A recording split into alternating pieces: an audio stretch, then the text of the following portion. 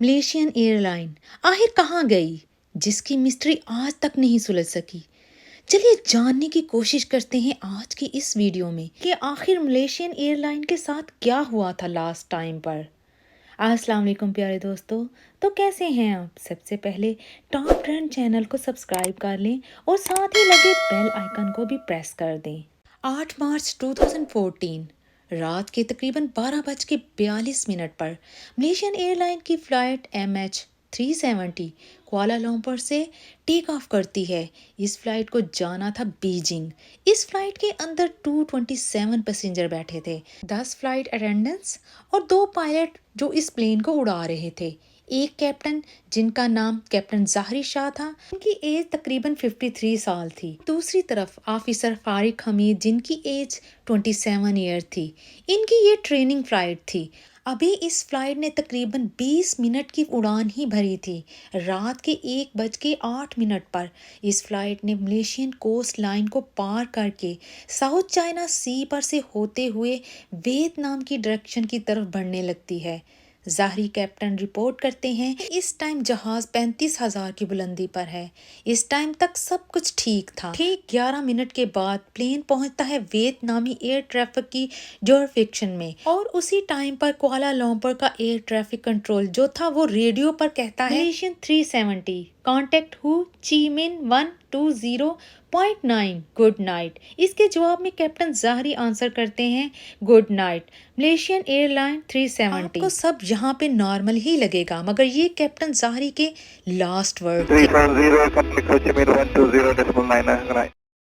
मगर इसके बाद मलेशियन एयरलाइन का कुछ पता नहीं चला कि आखिर वो अचानक कहाँ गायब हो गई। फिर ये खबर बनी दुनिया की सबसे बड़ी Airlines flight. Malaysia Airlines flight. MH370. Flight MH370 Disappeared en route to Beijing.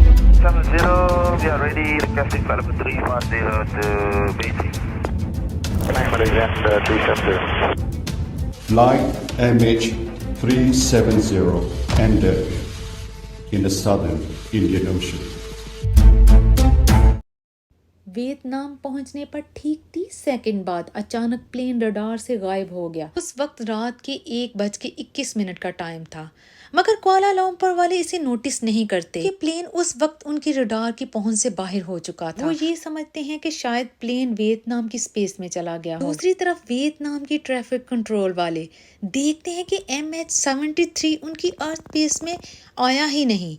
अचानक ही वो रडार से गायब हो गया। प्लेन से राब्ता करने की बहुत ही कोशिश की जाती है, मगर सब कुछ बेकार जाता है। बार बार कोशिश करने के बावजूद उन्हें नाकामी ही होती है और फिर तकरीबन 18 मिनट बाद वियतनामी कंट्रोलर कुआलालंपुर को बता देते हैं कि MH73 अचानक से ही गायब हो चुका है। पर कुआलालंपुर रेस्क्यू कोऑर्डिनेशन सेंटर को 1 घंटे के अंदर ही इस मामले को सीरियस लेना चाहिए था। आखिर प्लेन कैसे गायब हुआ, और फिर इसी दौरान 4 घंटे गुजर जाते हैं और फिर सुबह के 6:32 हो चुके थे, जिस टाइम इस जहाज को बीजिंग लैंड करना था। और फिर इसके बाद जल्द ही सर्च ऑपरेशन शुरू किया गया। प्लेन को ढूंढने की कोशिश की गई। अगर आप मैप में देखेंगे तो प्लेन मलेशिया से बीजिंग जा रहा था और रास्ते में वियतनाम पड़ता है और साउथ चाइना भी आता है। लिहाजा इसके मुताबिक प्लेन को ढूंढने की कोशिश साउथ चाइना से की जाती है, जहां से बेसिकली प्लेन लॉस्ट हुआ था। ये search operation international search operation था, जहां तक मुमकिन हो सका शिप के ज़रिए, एयरक्राफ्ट के ज़रिए, जिसमें 7 मुल्क शामिल थे, हर तरह से ढूंढने की कोशिश की, मगर कहीं भी उसका नामो निशान नहीं मिला। तकरीबन 4 दिन बाद 12 मार्च 2014 में ये खबर सामने आती है कि प्लेन रडार से ज़रूर गायब हुआ था, मगर रात एक मिलिट्री रडार ने इसे स्पॉट किया था। इस रडार से पता चलता है कि प्लेन को आखिरी बार कहाँ देखा गया था। रात के ठीक 2:22 पर इसकी लोकेशन साउथ चाइना नहीं बल्कि मलेशिया की वेस्ट साइड मालिका थी। मिलिट्री रडार की रीडिंग के अकॉर्डिंग अंदमान आइलैंड की डायरेक्शन में इसे देखा गया, बीजिंग से बिल्कुल अपोजिट साइड पर। इस खबर को सुनकर सभी हैरान थे कि आखिर प्लेन गया तो आखिर गया कहाँ।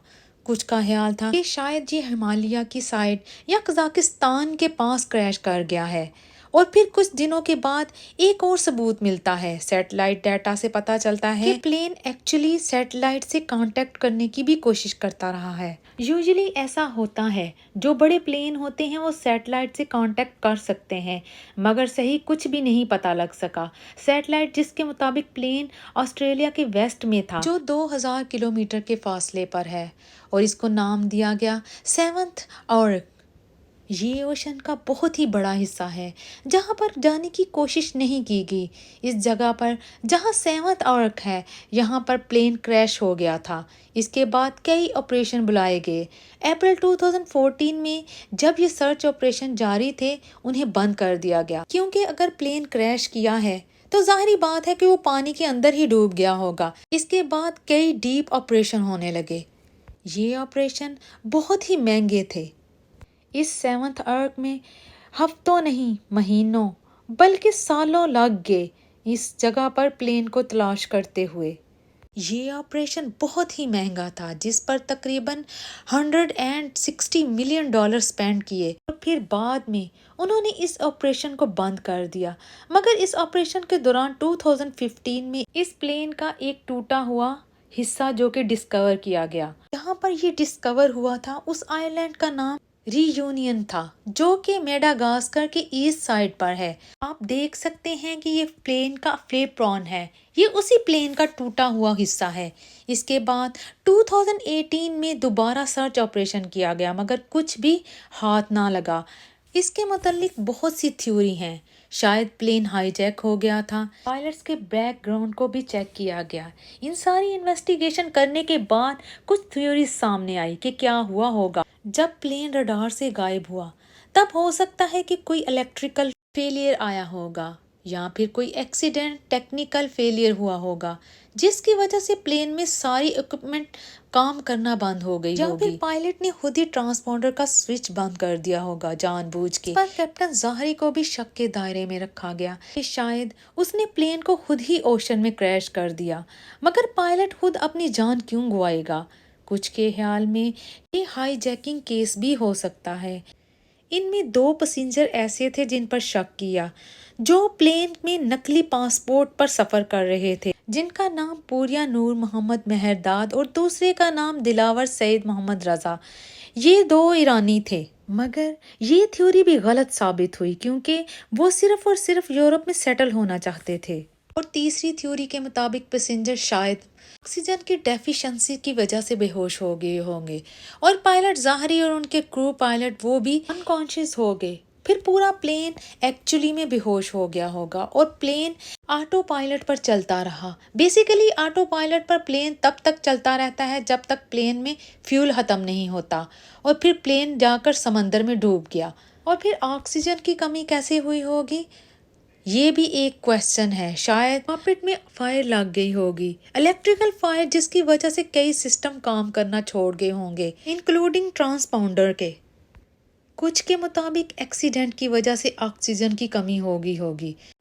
ایک اندازے کے مطابق پلین جیسے ہی ویتنام کے ایئر اسپیس میں پہنچا، اس وقت پائلٹ نے نوٹس کیا کہ پلین کے فنکشن صحیح نہیں کام کر رہے، اسی لیے پائلٹ نے 100 ڈگری کا ٹرن لیا پلین کو واپس ملیشیا لے جانے کے لیے۔ جیسے ہی پلین واپس ملیشیا کی طرف بڑھنے لگا تو اچانک اس میں کچھ بہت ہی برا ایکسیڈنٹ ہو گیا ہوگا، جس کی وجہ سے آکسیجن کی کمی ہو گئی ہوگی، اور پلین میں موجود سارے لوگ بے ہوش ہو گئے ہوں گے، پلین کے سارے سسٹم بند ہو گئے، اور پھر پلین آٹو پائلٹ پر چلتا رہا۔ ملٹری رڈار نے پلین کو اسپاٹ کیا، اور پھر پلین ساؤتھ ڈائریکشن میں مڑ گیا۔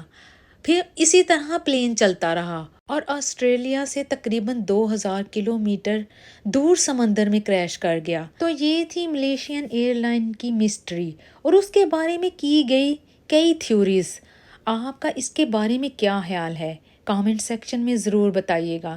تو ملتے ہیں ایک اور نئی معلوماتی ویڈیو کے ساتھ، تب تک کے لیے اللہ حافظ۔